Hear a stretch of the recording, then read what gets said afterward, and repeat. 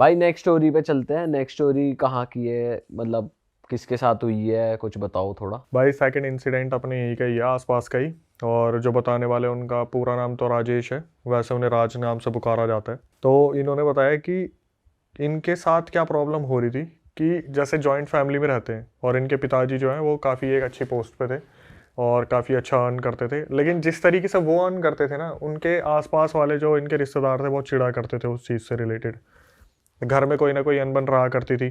और सबसे बड़ी जो दिक्कत थी, जो इनके पापा है, राजेश के पापा जो है, इनके खुद के मम्मी पापा बहुत इस चीज़ से चिढ़ते थे कि ये दूसरे भाइयों बहनों को सपोर्ट नहीं करता, खुद के लिए ही सब कुछ करता है। तो क्या होता था, जैसे राजेश के तो वो दादाजी लगे, जो इनके पापा के पापा हैं, वो दादाजी शाम को पी के आते थे और राजेश के पापा को डांटते थे कि अगर तेरे से नहीं करा जा रहा, तू घर में पैसे नहीं दे सकता तो घर छोड़ के निकल जा, हमारे किसी काम का नहीं है। और जो बाकी रिलेटिव्स थे वो भी क्या करते थे, जैसे राजेश सबसे छोटे वाले, उनसे एग्जैक्टली काउंटिंग बताया था, सबसे बड़े वाले जो भाई है वो रियल एस्टेट में थे। जिनके साथ ये इंसिडेंट हुआ है वो राजेश के बड़े भाई है, मतलब बीच वाले हैं वो वाईफाई के ऑफिस में काम करते थे, ठीक है। और राजेश स्टूडेंट है, जिन्होंने हमें ये सब कुछ बताया है। तो हुआ क्या, ये सारे जब निकल जाते थे ना अपने काम पे, तो राजेश की मम्मी को टॉर्चर किया जाता था। जो बगल वाले रिलेटिव्स थे, जो दादा दादी थे, वो टोंट मारा करते थे कि तेरा पति घर में पैसे नहीं देता है, तेरे 3-3 बच्चे पल रहे हैं, हमने भी तो एक टाइम पे उन्हें पाला है, तो एक काम करो तुम घर छोड़ के निकल जाओ, तुम अपना घर बसा लो। अब राजेश जो स्टूडेंट था वो इन सब चीज़ों को देखा करता था कि जब भी ये लोग बैठते हैं शाम को तो इसी बारे में बात होती है कि दादा दादी ने आज इतना सब कुछ बोल दिया, साइड में जो चाचा वगैरह रहते हैं इन्होंने इतना सब कुछ बोल दिया। तो जो राजेश के पापा थे वो एक डिसीजन लेते हैं कि अब फाइनली हमें इन लोगों के साथ नहीं रहना। और किसी गांव में, एक गांव था, ये 2000 मेरे ख्याल से 21-22 का इंसिडेंट होगा, 22 का ही है शायद, 22 या 23 का। तो उस टाइम पे जो राजेश के पापा है वो एक गांव में जगह देखते हैं और पैसे की दिक्कत नहीं थी उनको, तो वो क्या करते हैं, थोड़े बड़े गज में एक घर ले लेते हैं वहाँ पे। अब इस गाँव के बारे में राजेश ने बताया कि भाई जिस गाँव के बारे में मैं बात कर रहा हूँ ना, यहाँ पर शुरू से ही इन भूत प्रेत के बारे में बहुत कुछ सुनने को मिला, ठीक है। जैसे कि बोलते हैं कि कुछ इमेजेस और वीडियोस भी हमारे पास आ रखे, अगर आप दिखाना चाहो तो दिखा देना। उन इमेजेस में ये दिख रहा है साफ साफ कि इनके घर के बाहर पूरा जंगल स्टार्ट हो रहा है, झाड़ियाँ है पूरी की पूरी, एक बरगद का पेड़ है, बरगद के पेड़ के बगल में एक नहर बह रही है, वहाँ पे एक हैंडपंप लगा हुआ है और कहावत यह है कि ये जो बरगद का पेड़ है इस पर ब्रह्म राक्षस, मुंजिया, जिन जिन्नात हमेशा से इनका वास है। इस पूरे गांव के बारे में एक अफवाह पहले से ही फैली हुई है, जो लड़कियों के लिए अफवाह फैली हुई थी कि इस गांव में कोई भी लड़की रात को बाल खोल के छत पे नहीं जाएगी, क्योंकि इस गांव के जंगलों में एक जिन जिन्नात का साया रहता है। अब हुआ क्या, राजेश ने बताया कि भाई हमारी फैमिली के साथ क्या हुआ, अब मैं आपको बताना शुरू करता हूँ। गाँव का पूरा डिस्क्रिप्शन दे दिया, अपने घर के बारे में बता दिया। एल शेप घर था, सामने हॉल था, अंदर कमरे थे। अब बताया कि भाई जब हम वहाँ पे मूव करते हैं तो एग्जैक्टली उस गांव में गिन के 5-6 घर थे उस टाइम पे, जब हमने वहाँ पे ज़मीन ली थी, क्योंकि सस्ती मिल रही थी तो हमने ज़्यादा ले ली थी। पापा अपने काम पे जाया करते थे, मम्मी घर में रहती थी। बड़ा वाला भाई जो था वो रियल एस्टेट में था, उसका आना जाना बहुत ज़्यादा होया करता था। जो बीच वाला भाई था वो वाईफाई के ऑफिस में काम करता था, लेकिन उसके एक टैलेंट के बारे में बात की, जिस टैलेंट को ही, जो टैलेंट उसे बहुत ज़्यादा मार गया। वो बंदा सिंगिंग किया करता था, वीडियो बनाया करता था और रील्स बनाया करता था और जो भी बनाया करता था उस जंगल वाले एरिया में जाके बनाया करता था। वो क्या करता था, जैसे वाईफाई वाले ऑफिस से जिस दिन छुट्टी होगी या फिर जिस दिन पार्ट टाइम उसे लगता है कि आज काम नहीं है, तो वो क्या करता था, जंगल वाले एरिया में निकल जाता था। अब इन सब चीज़ों में क्या हुआ, जो राजेश थे वो बताते कि भाई मैं खुद इस चीज़ को अप्रिशिएट करता हूँ कि मेरे भाई की जो आवाज़ है वो सिंगिंग के मामले में बहुत अच्छी आवाज़ है, काफ़ी अच्छा वो गाता था। कि जो मेरे भाई का दोस्त था ऋतिक, वो उसका इतना अच्छा दोस्त था, मतलब एक दूसरे पे जैसे भाई मरते हैं ना, ऋतिक इकलौता दोस्त था उसका, जो इसका भाई है। भाई का नाम मानव रख लेते हैं, कि राजेश ने बताया मानव जो मेरा भाई है उसका दोस्त ऋतिक था। ये ही दोनों थे जो एक दूसरे के लिए दोस्ती में मरे करते थे, पूरे दिन उठना बैठना साथ में घूमना सब कुछ करना। ऋतिक एक बार ना ट्यूशन से वापस आ रहा था, 7:30 बजे का उसका ट्यूशन था, और ट्यूशन से आते आते उसको कभी कभार 9-9:30 बज जाते थे। गाँव वाला एरिया था। एक बार ऋतिक हो गया किडनैप, ठीक है। जब ऋतिक किडनैप हुआ तो उसकी ढूंढावाली चली और एक हफ्ते में ऋतिक वापस मिल गया था। अच्छा, मिल गया था। इसके बाद क्या हुआ, दूसरी बार 2 महीने बाद ऋतिक फिर दोबारा किडनैप हुआ। इस बार ऋतिक का कुछ भी आता पता नहीं चला। अब हुआ क्या, जो ये मानव था, राजेश का भाई, ये बहुत ज़्यादा उस चीज़ को लेकर डिप्रेस हो गया। जंगल में जाया करता था, वहाँ गाने वाने बनाता था, रील्स बनाता था और बहुत सारा टाइम वहाँ स्पेंड करता था। एक दिन जब ये घर वापस आता है ना मानव, तो राजेश ने देखा कि यार बहुत ज़्यादा इमोशनल हो रखा है, पक्का ये रो के आया है। इन्होंने उस चीज़ के बारे में बात नहीं की, ये सोच के कि यार दोस्त था, नहीं मिल रहा तो इमोशनल हो गया। और दोस्ती को भी समझ रहे थे कि बहुत पुराना दोस्त था, इकलौता दोस्त था इस गाँव में जो बना था, तो इसलिए अपसेट है ये बहुत ज़्यादा अपसेट है। लेकिन उस दिन से कुछ चीज़ें चेंजेस जो है मानव में देखने को मिली। मानव जब घर वापस आया ना, तो वो 19 घंटे सोया करता था। आया, खाना खाया और सो गया।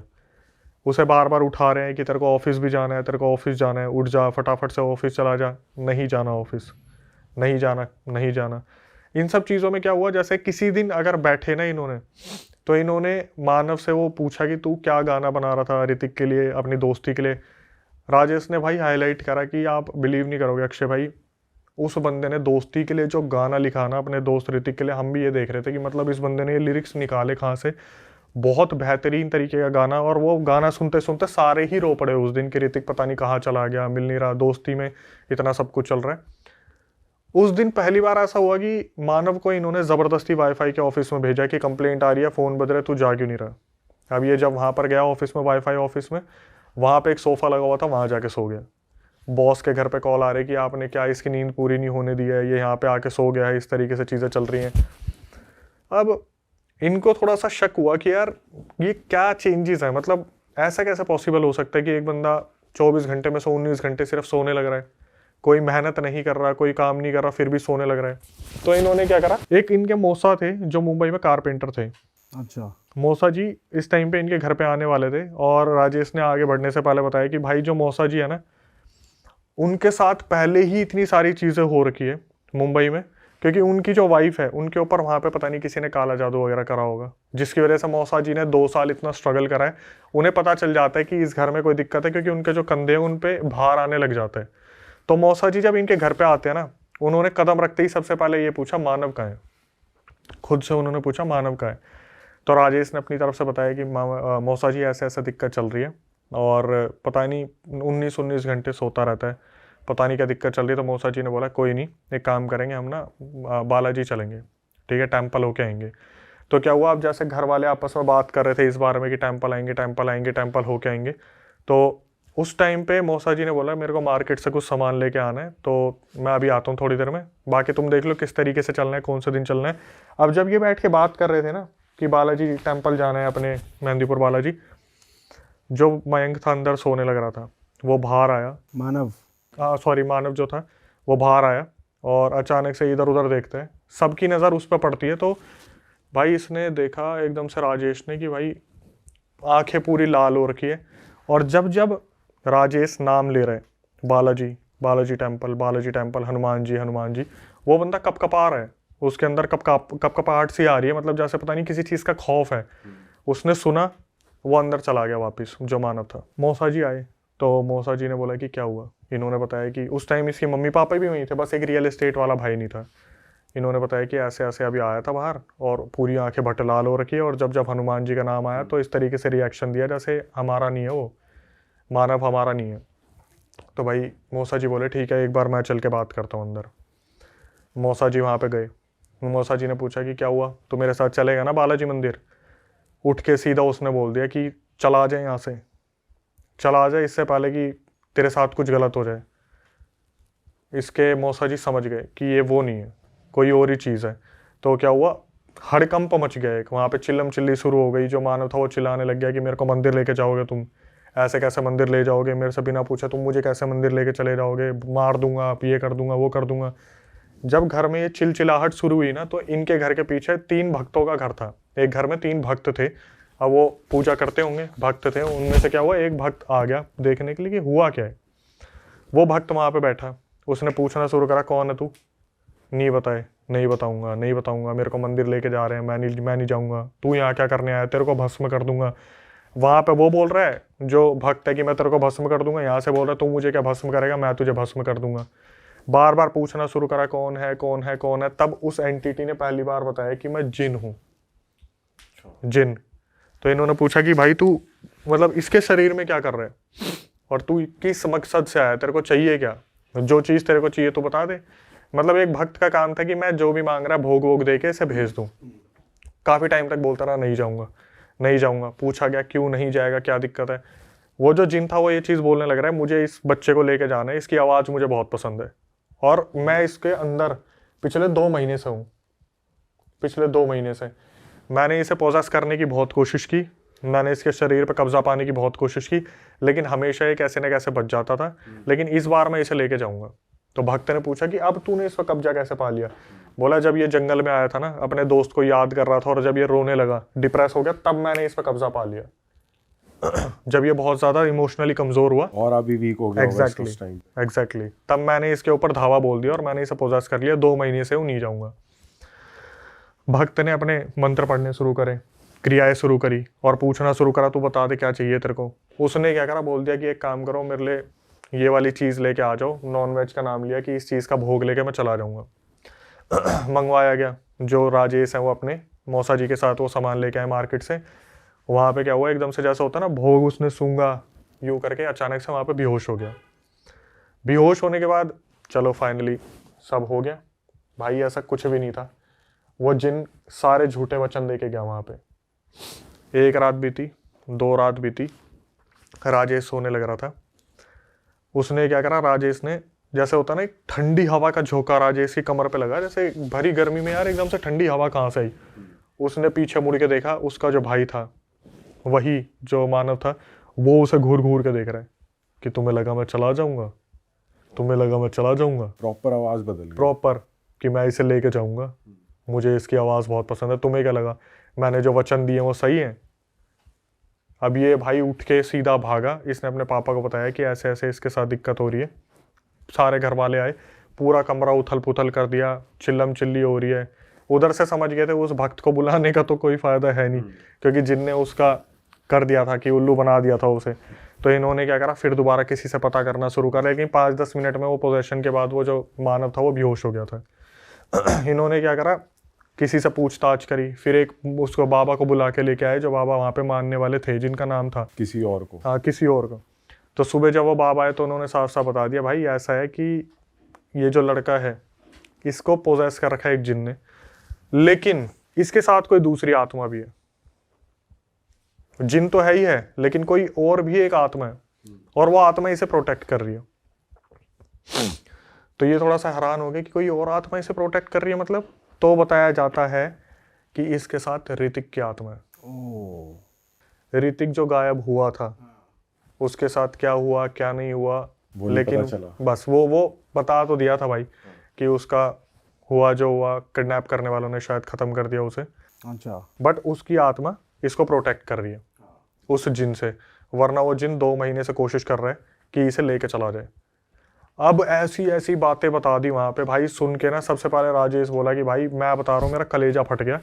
वो जिन बोला कि तुम्हें इतना पता है, तुम्हें अपने परिवार वालों के बारे में इतना तो पता नहीं है। तुम्हारा भाई तुम्हारे बगल में सोता है, रोज रात को 1:30 बजे मैं इसे अपने वशीकरण करके शमशान पे लेके जाता हूँ, वहाँ पर क्रिया करवाता हूँ और तुम्हारे उठने से पहले वापस आके लेट भी जाता है। कैसी क्रिया? अब वो वहाँ पे जाके करता होगा, कोई जिन विन की सेवा करता होगा, भोग चढ़ाता अपने होगा। वश में करने के लिए पूरा वश में कर लिया था। बताया कि राजेश के बगल में वो सोता है, रात को उठता है, 1:30 बजे वहां जाता है और वापस आके लेट भी जाता है। घर में किसी को पता ही नहीं है, ये 1.5-2 महीने से चल रहा है। अच्छा।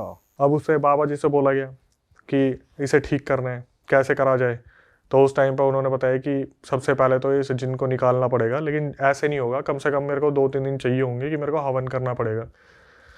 भाई वहाँ पे उस टाइम पे वो धागे वागे दे गए जो बाबा जी थे कि ये धागे मैं दे रहा हूँ और इससे अभी तक तो प्रोटेक्शन हो जाएगा, लेकिन जो तीसरी रात आएगी उस दिन मेरे को हवन करना है। 1 रात आराम से निकल गई। दूसरी रात इसकी आँख खुली राजेश की एग्जैक्ट 1:30 से 2 के बीच में। इसने पीछे मुड़ के देखा, वो जो भाई था वो था ही नहीं वहाँ पे। इतने एकदम से ही हो जाता, भाई कहाँ चला गया, भाई कहाँ चला गया। वो चिल्लाने लगता, पापा पापा भाई नहीं है। मानव पता नहीं कहाँ चला गया। एक बार देखना शुरू करना, तो जाके देखा एक कमरे में एक कुर्सी के ऊपर उकड़ू बैठा हुआ है। अच्छा। इस तरीके से बिल्कुल, और बार बार यही कि अब इसे ले जाने का वक्त आ गया, इसे ले जाने का वक्त आ गया। तुम्हें क्या लगा मैं कोई आम जिन हूँ और मैं ऐसे ही इसे छोड़ दूंगा। इन्होंने पकड़ने की कोशिश करी, हाथ पैर छुड़वा के सीधा ये भागा है, उसी वाले बरगद के पेड़ के ऊपर जाके ऊपर बैठ गया। सारे घर वाले पीछे पीछे भागे। इनके घर से मेरे ख्याल से 100-150 मीटर की दूरी पे होगा, वहीं पे शमशान है, वहीं पे वो नहर है और नहर के पास एक हैंडपंप लगा हुआ है। तो जब ये वहाँ पे पहुंचे, ऊपर देखा भाई ये तो बरगद के पेड़ के ऊपर जाके बैठ गया। अब वहाँ से बार बार बुला रहे नीचे आ जा, नीचे आ जा, हम तेरे पेरेंट्स है, कोई नहीं है, इसे लेके जाने का वक्त आ गया, बुला लो कितने भक्तों को बुलाओगे, बुला लो कितने गुरुजी को बुलाओगे। तो उस टाइम पे क्या हुआ, हनुमान चालीसा पढ़ी गई और बहुत सारे मंत्र थे जो बहुत रिस्पेक्टेड है, तो मैं उनका नाम इस तरीके से नहीं लूँगा, मंत्र पढ़े गए। उसके बाद राजेश और उनका सबसे बड़ा जो भाई है रियल एस्टेट वाला, वो ऊपर चढ़े, वो उसे नीचे लेके आए कैसे न कैसे। और ये समझ नहीं पा रहे थे कि एक्चुअली में जब गुरुजी ने बोला था ना कि तीसरी रात में हवन करूंगा, तो साला ये बाहर कैसे निकला, मतलब ये गेट खुला कैसे, इन्होंने ताला लगा रखा था। और पता चला वो रियल एस्टेट वाला भाई आया था 1:30 बजे, उसे किसी काम से जाना होगा या आना होगा, उसने वो ताला खोल दिया। ताला खुलते ही ये भाग गया। इसे उतारा, इसे वापस लेके आए। अब जब वापस लेके आए तो फिर अगले दिन गुरुजी को बुलाया कि भाई ये फिर दोबारा पोजेस हो गए। दोनों जो इससे पहले वाला भी बताया था रियल इंसिडेंट और ये भी बता रहा हूँ, दोनों में देखना कि मतलब एंटिटीज किस तरीके से खेलती है। जो गुरुजी आए उन्होंने पूछा भाई तू क्या चाहता है, हम तेरे को भोग भी दे रहे हैं, हम तेरे को सब कुछ दे रहे हैं, तब भी तू जाने को तैयार नहीं है। बोला मुझे ये बच्चा चाहिए, मुझे ये बच्चा बहुत पसंद है, अपनी दोस्ती पे मरता है, बहुत अच्छे नेक दिल का है, ऐसे वैसे करके बहुत बोला। तो गुरुजी ने पहले तो बहुत कोशिश की कि भाई फाइनली हम कुछ करें, मान जाए, भोग पे मान जाए। जब भोग पे नहीं माना तो उन्होंने बोल दिया ठीक है अब हम तेरे को निकालेंगे, अपने तरीके से निकालेंगे। तो इनके सामने जो मौसा आ रखे थे उन्होंने बोला आप एक काम करो, ऐसे ऐसे और भी बहुत सारी चीज़ें बताई जो थोड़ा वीडियो में बताना ठीक नहीं रहेगा। तो नॉन वेज और 3 कंकाल के जो सर होते हैं वो लेके आओ। रात को पूरे शमशान के अंदर अब ये क्रिया चल रही है। शमशान में घेरा बनाया, घेरा बनाने के बाद क्या करे, 3 वहाँ पे जो स्कल थे वो रखे, उनके ऊपर टीका लगाया जैसे किसी चीज़ को, वो भी आवाहन दे रहे हैं जो गुरुजी है कि आओ और इस जिन को निकालो। अब यहाँ पे राजेश खड़ा है, उसके पापा खड़े हैं, रियल एस्टेट वाला भाई खड़ा है, उसके जो मम्मी है वो खड़ी है और देखने लग रहे हैं। और ये बंदा क्या कर रहा है, जो राजेश है उससे पूछ रहे हैं, ये वो जो मानव था उससे पूछ रहे हैं कि निकल रहा है नहीं निकल रहा, आखिरी बार पूछ रहे। वो पता क्या कर रहा है, एक बार नहर की तरफ देख रहा है, एक बार शमशान की तरफ देख रहा है, एक बार नहर की तरफ देख रहा है, एक बार शमशान की तरफ देख रहा है। गुरुजी ने बोला तू मुझे ये बता दे कि तेरे को कैसे मौका मिल गया, मतलब एक इंसान अगर बस रो रहा था तो तूने मतलब इस तरीके से कैसे कब्जा पा लिया। तो जो जिन के ऊपर होता है ना कि अपनी पावर का इस्तेमाल करा, उस जिन ने बताया। फिर देखो गोली दे रहा था वो, जिन ने बताया कि ऐसा है। ये जब उस दिन रो रहा था, इसने क्या करा, हैंडपंप से पानी पिया और टॉयलेट कर दिया पेड़ के ऊपर, बरगद वाले पेड़ के ऊपर। और टॉयलेट करने के बाद हाथ इसने धो दिए नहर में, ठीक है। तो इसने क्या करा, वो जो घर था ना जिनका, वो जो एक पेड़ था, उसको डिसरिस्पेक्ट कर दिया था इसने। ये सच बोल रहा था जिन, या झूठ बोल रहा था? अभी तक तो झूठ ही झूठ था। अच्छा। अभी तक झूठ ही झूठ था। अब जाके उसने पहली बार बताया कि इसने पेड़ पे टॉयलेट किया, हैंडपंप से पानी पी के और हाथ धोए नहर में। नहर वाली एंटिटीज, पेड़ वाली एंटिटीज, जो जितने भी वहां पे वास कर रही थी, सारी की सारी इस पर कब्जा पाना चाह रही थी, लेकिन जिन इस पर टूट पड़ा और उसे जिन ने किसी ने आने नहीं दिया होगा। फिर अब इन्होंने क्रिया करनी शुरू करी। तो राजेश बता रहा, अक्षय भाई यहाँ पर अग्नि जल रही है, हवा का झोंका आ रहा है, हवा का झोंका रुक जा रहा है, हवा का झोंका आ रहा है, हवा का झोंका रुक जा रहा है। जैसे होता है ना पूजा में एक दखल डालनी है, क्रिया के अंदर दखल डालनी है कि ये नहीं होनी चाहिए। बड़ी मुश्किल से वहाँ पे सारी क्रिया हमारे सामने हो रही है और वो जो मानव था वो वहाँ पे बुरी तरीके से चिल्लाने लग रहा है, नहीं जाऊँगा नहीं जाऊँगा नहीं जाऊँगा। एट द एंड हुआ क्या, मानव को उठाया। जैसे होता ना कि एक बाबा ने, वो जो गुरुजी थे, उन्होंने कैसे ना कैसे कंट्रोल पाया उस एंटिटी पे, घर के अंदर लेके गए। चलो सारे घर के अंदर लेके गए, एक मटका खोला, मटके के अंदर उस चीज़ को लेके आए, जो भी चीज़ थी, वो जो जिन वगैरह था, उसे मटके में डाला और उसके पापा को बोला, जो राजेश के पापा थे, कि एक काम करो, अब आप इसे शमशान के वहाँ पे जो बरगद वाला पेड़ है उसके नीचे गाड़ के आओगे। और इस चीज़ का ध्यान रखना, अगर आपने पीछे देखा तो आपका लड़का यहीं ख़त्म है, मैं भी कुछ नहीं कर पाऊंगा। अब मैं वो दृश्य बताता हूँ, थोड़ा सा इमेजिन करने की कोशिश करना है इसे। राजेश, उनका परिवार सामने देख रहा है कि उसके पापा उधर जा रहे हैं बरगद वाले पेड़ के पास, 100-150 मीटर दूरी पे। उसके पापा वहाँ गए, खुरपी से उन्होंने मटका गाड़ा, ऊपर मिट्टी रखी। जैसे ही वापस मुड़े, उसके पापा एकदम से दूर से दिखता ना हिले, उस जिन ने उसके पापा के कंधे पे हाथ रख दिया पीछे से। ये एकदम से ये क्या बाहर आया। इसके पापा ने क्या करा, हनुमान चालीसा पढ़नी शुरू करी, आगे चलना शुरू करा, दोनों पैर पकड़ लिए। अब दूर से ये देख पा रहे कि पापा रेंग रहे हैं, इस तरीके से करके चल नहीं पा रहे, रेंग रहे हैं कि पैर भी पकड़ लिया। धीरे धीरे धीरे धीरे आगे आए। अब आवाज़ आनी स्टार्ट हुई दादी की कि बेटा हमें माफ़ कर दियो, हमने तुझे घर से निकाल दिया था, एक काम कर तू वापस आ जा, पीछे पलट जा, आ जा हमारे पास। जिन खेलने की कोशिश कर रहा है। यस, दादाजी की आवाज़ आई, मैंने पी के तेरे को बहुत सुनाया था ना, मुझे माफ़ कर दे, मुझे भी अपने साथ ले चल, मैं तेरे पीछे ही तो हूँ। पुराने ट्रॉमा याद दिला रहा है। एग्जैक्टली। इसके बाद वाइफ की आवाज़ कि हमारा बच्चा बच तो जाएगा ना, हमारा बच्चा बच तो जाएगा ना। खुद राजेश की आवाज़ कि पापा भाई को बचा लो, मैं पीछे ही खड़ा हूँ, हमें ले चलो, हमें ले चलो, हमें ले चलो। एक दृश्य इसके पापा ने जो देखा कि वो जो लड़का है वो जा चुका है, मतलब पूरा इल्यूजन क्रिएट किया गया कि पीछे पलट जाओ कैसे भी। भाई इसके पापा ने, बस इसके पापा को इतना पता था अगर मैं पीछे पलटा तो लड़का गया। घर के अंदर आए, गुरुजी से पूछा कि क्या है, गुरुजी ने बोला दरवाज़ा बंद कर दो, अब तुम्हें एक रिस्पॉन्सिबिलिटी दे के जा रहा हूँ, तुम्हारा लड़का बच गया, जब तक बच गया, जब तक उस बरगद के अंदर से कोई हांडी नहीं निकालेगा। यही एक रीज़न है कि मैंने गांव का नाम नहीं बताया, क्योंकि राजेश ने मेरे को बोला था भाई आप गांव का नाम बताओगे कोई पक्का आके उसे निकाल देगा। बरगद के पेड़ को इनमें से कोई ना कोई कभी ना कभी खिड़की में से घूरता रहता है कि उसके नीचे जो हांडी दबी हुई है ना, उसे गलती से कोई निकाल ना दे। बच्चे खेलते हैं वहाँ पे, बच्चों को भगा देते हैं, कुछ ना कुछ वहाँ पे मंदिर का निर्माण कर दिया गया है, लेकिन उस चीज़ का कोई रुकावट नहीं है। क्योंकि जो राजेश है उसने बताया कि अक्षय भाई इस चीज़ के सॉल्यूशन के बाद भी ना मानव को 4 महीने तक वो सपने में जिन दिखता था, और पता क्या बोलता था, एक दिन आऊँगा लेके जाऊँगा, चिंता मत कर, बचेगा तू भी नहीं। और फिर उसके बाद वो जो ऋतिक था, पर बॉडी पे पोजेशन हो रहा है? नहीं पोजेशन नहीं हो रहा, सिर्फ सपने में आके धमकी दी है। और जो ऋतिक था उसकी भी आत्मा को हटाया गया। फिर जो दोस्त था वो भी एक टाइम पे तो वो भी ले जाने की कोशिश करेगा। तो फाइनली इस चीज़ का अंत अभी भी नहीं हुआ है। और जो वो सोता था, कौन? जो वो सोता था 19 घंटे, फिर वही तो मानव है। हाँ नहीं वो फिर ठीक हो हाँ गई थी वो वो ठीक हो चीज़। गया, वो ठीक हो गया, लेकिन वही चीज़ की इस चीज़ का अंत अभी भी नहीं हुआ है, क्योंकि हमेशा नज़र उनके बरगद के पेड़ के नीचे जो मटकी दबी हुई है उसी पे ही रहती है। भाई साहब लास्ट का सीन अलग ही है, जब वो भाई पूरी वो सही दिखा रहा में भाई यार, पूरे illusion परिवार create की कर रहा है। आवाजें आ रही हैं। तो मैं यही तो बता रहा था कि इस चीज़ को बस इमेजिन करना कि अगर ये चीज़ हो तो कैसा होगा। क्रेजी भाई, बहुत मुश्किल है ना पलटना। आदमी मुझे तो लगा यूं ही बोलोगे घूम वो जा। पीछे मुड़ ही गई, इतनी तगड़ी illusion create। मैं जब सुन रहा था ना तो भी मेरे मुंह से पता क्या निकल रहा था, जैसे बोलते हैं ना सिमरन पलट, मैं अंकल मत पलटना, अंकल मत पलटना, उसी टाइम मानव खत्म हो जाएगा।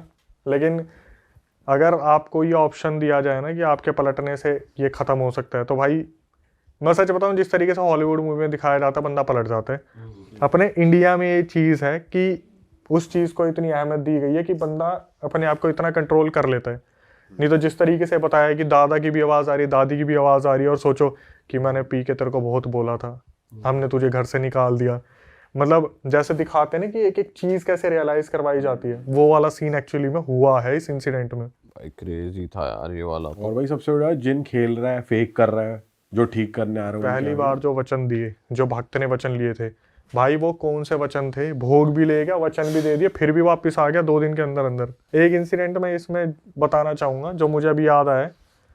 जब वो बंदा कुर्सी पे बैठा मिला था ना उकड़ू होके, तब राजेश ने बताया कि भाई जब मैंने पहली बार देखा मैं डरा किस चीज से था, जब मैं पापा के पास भागा था बताने के लिए, गला पकड़ के पता क्या गाना, गाना गा गाना गा गाना गा, जो जिन था वो गला पकड़ के उसको बोल रहा था मानव को। बताओ, यही पहली बार सुना, आवाज से भी अट्रैक्ट हो जाते हैं, मतलब ये बहाना मार के भी इसमें बैठा उस बंदे ने बोला क्या है ये तो मैं बताना भूलिया, बोला भाई सुनसान रास्ते पे गाना गुनगुनाते निकलता है ना बंदा, उसे बोल देना ना करे ये हरकत। ये बोला उसने मुझे। जैसे मैं अपने रियल इंसिडेंट में आखिरी में बोलता हूँ कि भाई moral of the story conclusion ये कि ये चीज आपको नहीं करनी चाहिए। पहली बार मैंने पता क्या बोला है, सुनसान रास्तों पे गाना मत गाना, पता ना कौन उठ के आ जाए कहाँ से। और सुर में तो बिल्कुल भी मत गाना। एक अच्छी चीज थी इसमें कि ऋतिक प्रोटेक्ट कर रहा था।